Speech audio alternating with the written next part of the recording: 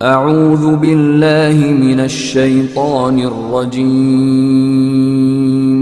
بسم اللہ الرحمن الرحیم۔ حضرت ابو بکر صدیق رضی اللہ تعالیٰ عنہ سے روایت ہے کہ رسول اللہ صلی اللہ علیہ وسلم نے فرمایا لا يدخل الجنت جسد غذی بالحرام، جس شخص کی غذا حرام کی ہو وہ جنت میں داخل نہیں ہو سکتا۔ جس شخص کی غذا کھانا پینا حرام کا ہو وہ جنت سے محروم ہوگا، یہ رسول اللہ صلی اللہ علیہ وسلم کا فرمان ہے۔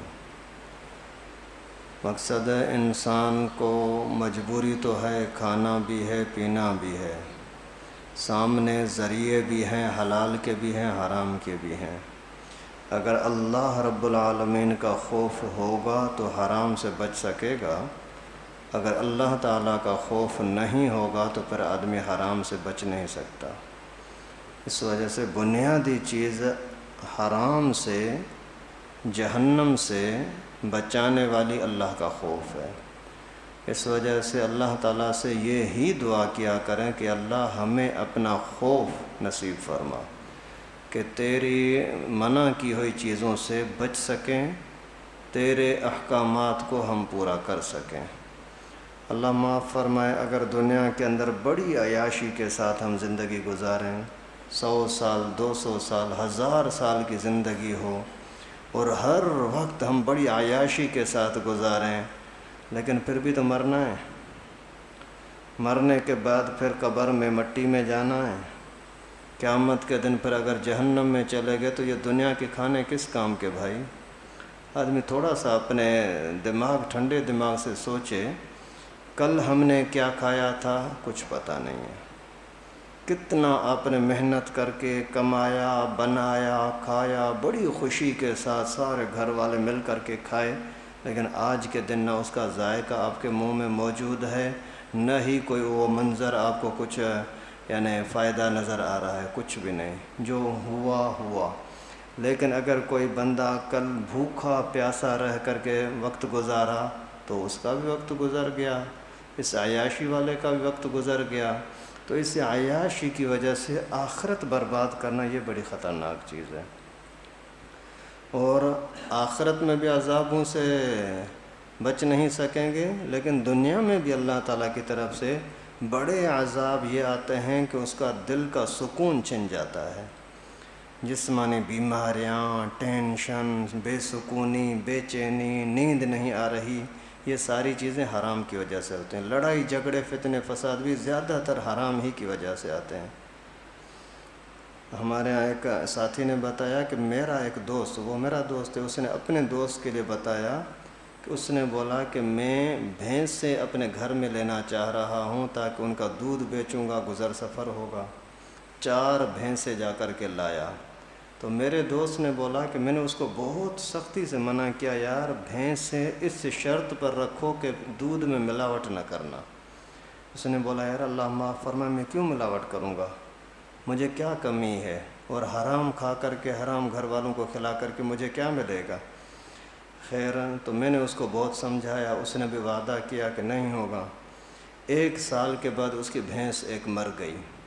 ہمارے یہاں مشہور ہے کہ جو بھی دودھ میں ملاوٹ کرتا ہے اس کی بھینس سال میں 1.5 سال میں 2 سال میں ضرور مرتی ہے، اور اکثر ایسا نظر بھی آتا ہے جاتے جاتے ایسے پڑی رہتی ہے، کوئی مردار اس کے لاش پڑی ہوتی ہے بھینس کی۔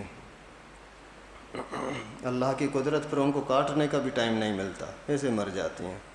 تو خیر اس ساتھی نے بتایا کہ 1 سال کے بعد اس کی بھینس مر گئی، مجھے پتہ لگا، میں نے اس کو جا کر کے بولا یار تو نے گڑبڑ کی ہے، دودھ میں ملاوٹ کی ہے۔ اس نے بولا کہ اللہ کی قسم نہیں کی۔ بولا نہیں ایسا نہیں ہو سکتا، اللہ تعالیٰ کی طرف سے آزمائشیں آتی ہیں لیکن ملاوٹ کہیں نہ کہیں گڑبڑ ہے۔ تو اس نے بولا نہیں، بولا گھر والوں سے پوچھ تو لینا۔ تو جب بیوی سے جا کر کے پوچھا، اس نے بولا زیادہ نہیں، لیکن یہ برتن میں جو دودھ رکھتی ہوں نا، وہ دودھ جب ایک برتن سے دوسرے میں ڈالا، تھوڑا سا دودھ اس میں لگا ہوتا ہے، اس میں پانی دھو کر کے وہ بھی ڈال دیتی ہوں۔ ابھی آپ اندازہ کریں کہ اس نے پورے سال میں کمایا کتنا ہوگا اس ملاوٹ کی وجہ سے، 2000 5000 10,000۔ اور 1.5 लाख रुपए की भैंस चली गई 1.5 लाख रुपए की भैंस भी चली गई, हराम खाया भी सही, दुनिया में उसकी पकड़ भी आई, कब्र का और आखिरत का अजाब अलग से होगा। इस वजह से आप अपने हाल पर रहम करें, ये किसी और के साथ नहीं, अल्लाह का खौफ करें, अपने लिए अपने साथ भलाई करके और हराम से अपने आप को बचाएं, बच्चों को बचाएं, इसी में खैर है। उसकी आसान सूरत कैसे पता लगे कि मैं हलाल खाता हूँ या हराम, मेरा काम हलाल है या हराम, उसका आसान तरीका ये है, आप किसी भी आलिम के पास अपनी सूरत हाल बता दें, यार मेरी आमदनी ये है, मेरा घर ऐसे ऐसे चल रहा है, मुझे ये बता दें कि हलाल है या हराम है।